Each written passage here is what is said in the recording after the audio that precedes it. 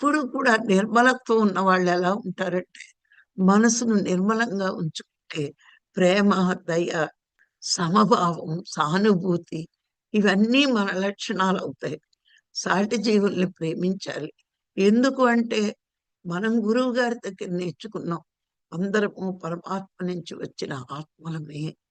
ఎవ్వరు పైనోళ్ళు కాదు.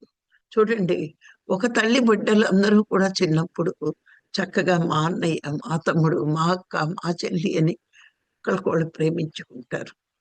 మరి అలాగే దయ, నీ కింద వాళ్ళ మీద దయ చూపించు. అంటే వాడి డబ్బులో కానీ, పదవిలో కానీ, దేనిలో నా శక్తిహీనుడైతే నీ దయతో వాడికి కొంచెం సాయం చేయి. మరి సమభావం, నేనే గొప్ప అని అనుకుంటూ ఉంటాం. కానీ అందరూ ఆత్మలే అని నువ్వు తెలుసుకున్న రోజు అందరి మీద సమభావం చూపిస్తావు. ఎవరికైనా కష్టాలు వచ్చినప్పుడు, అయ్యో వాడు అజ్ఞానంతో తప్పులు చేసి, పాపాలు చేసి కష్టాలు పాలవుతున్నాడు అని సానుభూతి చూపించాలి.